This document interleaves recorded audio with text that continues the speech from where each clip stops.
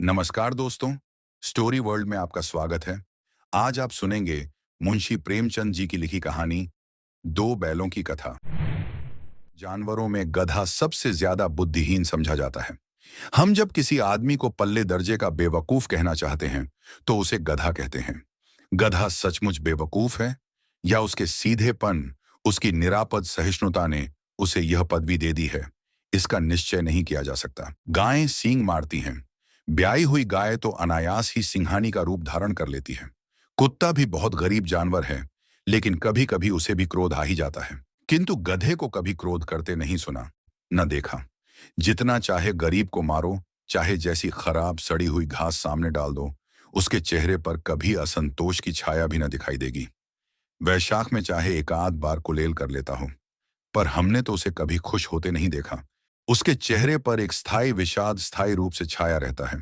सुख दुख, हानि लाभ, किसी भी दशा में उसे बदलते नहीं देखा। अर्षियों मुनियों के जितने गुण हैं, वे सभी उसमें पराकाष्ठा को पहुंच गए हैं, पर आदमी उसे बेवकूफ कहता है। सद्गुणों का इतना अनादर कहीं न देखा। कदाचित सीधापन संसार के लिए उपयुक्त नहीं है। देखिए ना, भारतवासियों की अफ्रीका में क्यों दुर्दशा हो रही है। क्यों अमेरिका में उन्हें घुसने नहीं दिया जाता। बेचारे शराब नहीं पीते, चार पैसे कुसमय के लिए बचाकर रखते हैं, जी तोड़कर काम करते हैं, किसी से लड़ाई झगड़ा नहीं करते, चार बातें सुनकर गम खा जाते हैं, फिर भी बदनाम हैं। कहा जाता है वे जीवन के आदर्श को नीचा करते हैं। अगर वे भी ईंट का जवाब पत्थर से देना सीख जाते तो शायद सभ्य कहलाने लगते। जापान की मिसाल समाने हैं। एक ही विजय ने उसे संसार की सभ्य जातियों में गण्य बना दिया।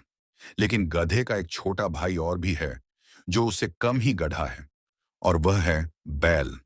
जिस अर्थ में हम गधा का प्रयोग करते हैं, कुछ उसी से मिलते जुलते अर्थ में बछिया के ताऊ का भी प्रयोग करते हैं।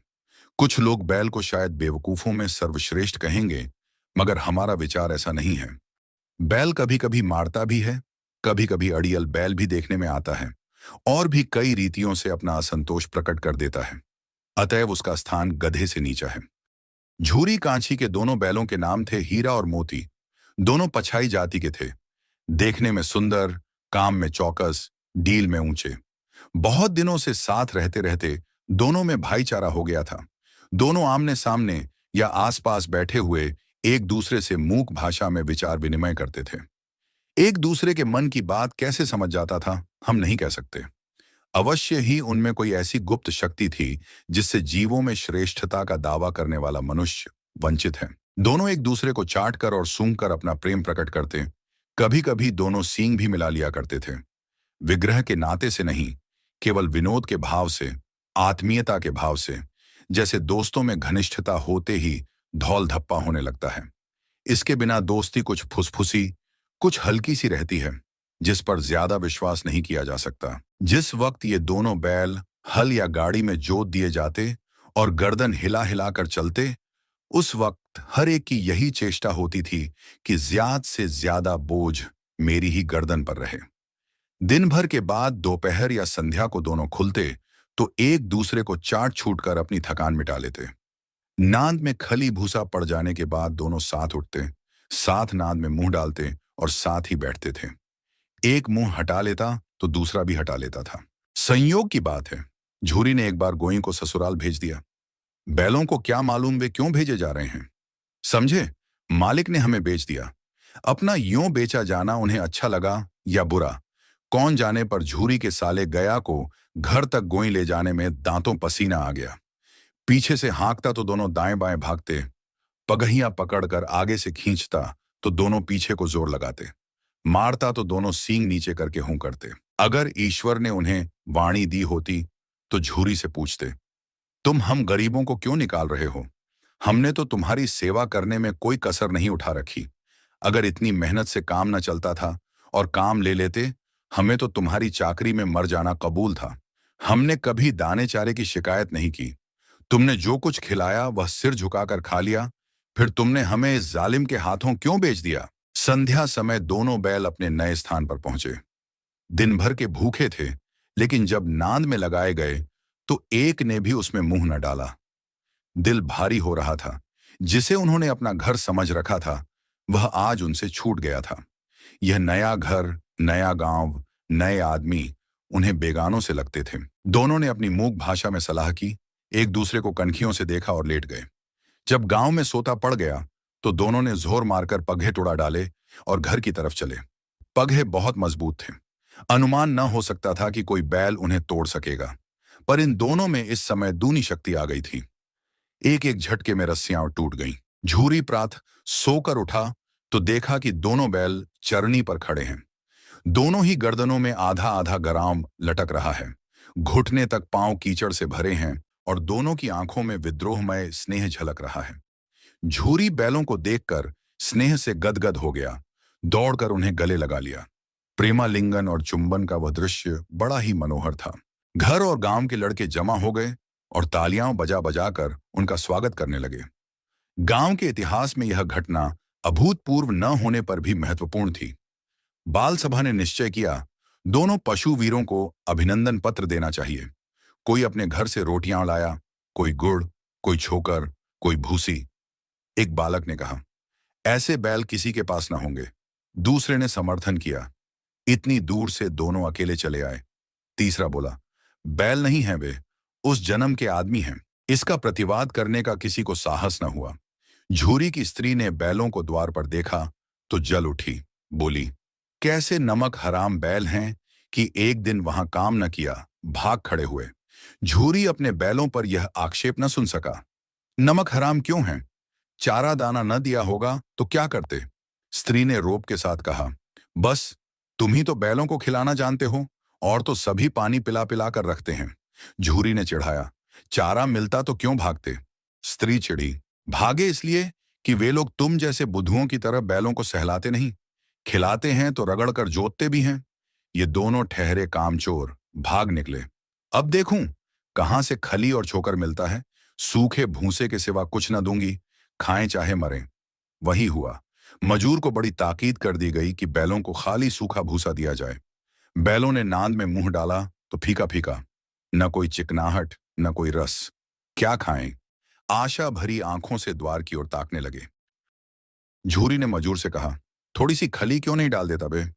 मालिकन मुझे मार ही डालेंगी। चुराकर डाला ना दादा, पीछे से तुम भी उन्हीं किसी कहोगे। दूसरे दिन झूरी का साला फिर आया और बैलों को ले चला। अब की उसने दोनों को गाड़ी में जोता। दो चार बार मोती ने गाड़ी को सड़क की खाई में गिराना चाहा, पर हीरा ने संभाल लिया। वह ज्यादा सहनशील था। संध्या समय घर पहुंचकर उसने दोनों को मोटी रस्सियों से बांधा और कल की शरारत का मजा छकाया। फिर वहीं सूखा भूसा डाल दिया। अपने दोनों बैलों को खली, चूनी सब कुछ दी। दोनों बैलों का ऐसा अपमान कभी न हुआ था। झूरी इन्हें फूल की छड़ी से भी न छूता था। उसकी टिटकार पर दोनों उड़ने लगते थे। यहां मार पड़ी। आहत सम्मान की व्यथा तो थी ही, उस पर मिला सूखा भूसा। नांद की तरफ आंखें तक न उठाईं। दूसरे दिन गया ने बैलों को हल में जोता, पर इन दोनों ने जैसे पांव न उठाने की कसम खा ली थी। वह मारते मारते थक गया, पर दोनों ने पांव न उठाया। एक बार जब उस निर्दयी ने हीरा की नाक पर खूब डंडे जमाए तो मोती का गुस्सा काबू के बाहर हो गया। हल लेकर भागा।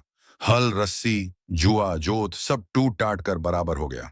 गले में बड़ी बड़ी रस्सियां न होती तो दोनों पकड़ाई में न आते। हीरा ने मूक भाषा में कहा, भागना व्यर्थ है। मोती ने उत्तर दिया, तुम्हारी तो इसने जान ही ले ली थी, अब की बड़ी मार पड़ेगी। पड़ने दो, बैल का जन्म लिया है तो मार से कहां तक बचेंगे। गया दो आदमियों के साथ दौड़ा आ रहा है, दोनों के हाथों में लाठियां हैं। मोती बोला, कहो तो दिखा दूं कुछ मजा, मैं भी लाठी लेकर आ रहा है।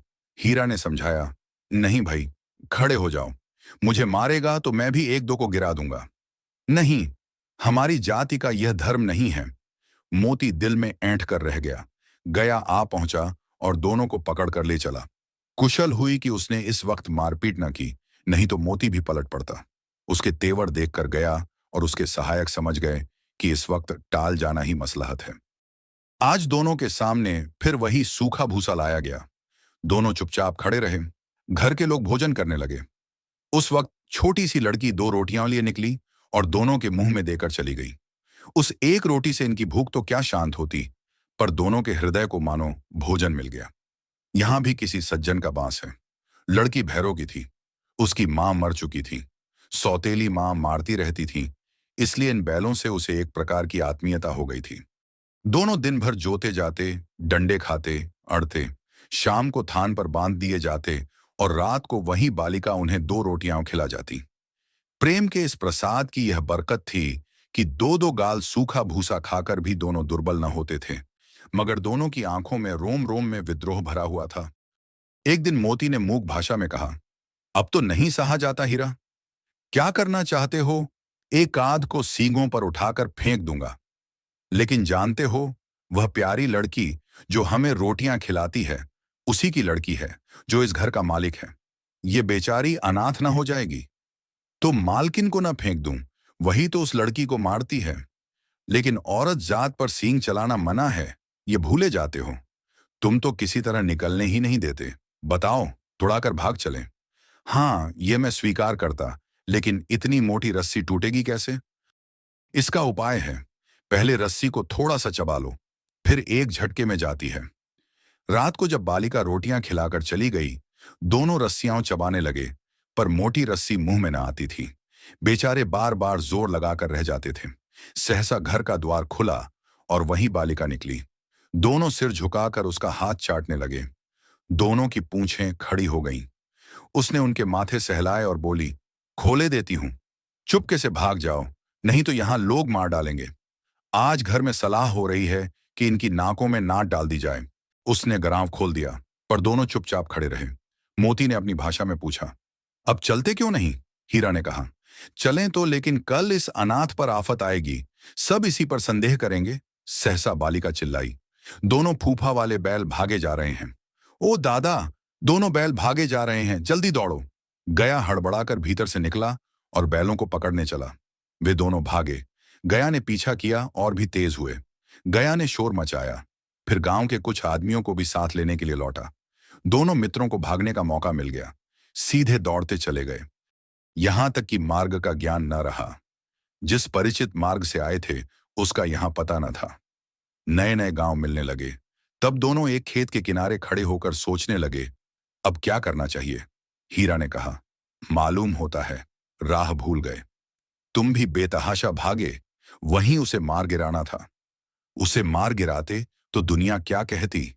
वह अपना धर्म छोड़ दे, लेकिन हम अपना धर्म क्यों छोड़ें? दोनों भूख से बेहाल हो रहे थे। खेत में मटर खड़ी थी, चरने लगे। जब पेट भर गया तो दोनों उछलने कूदने लगे।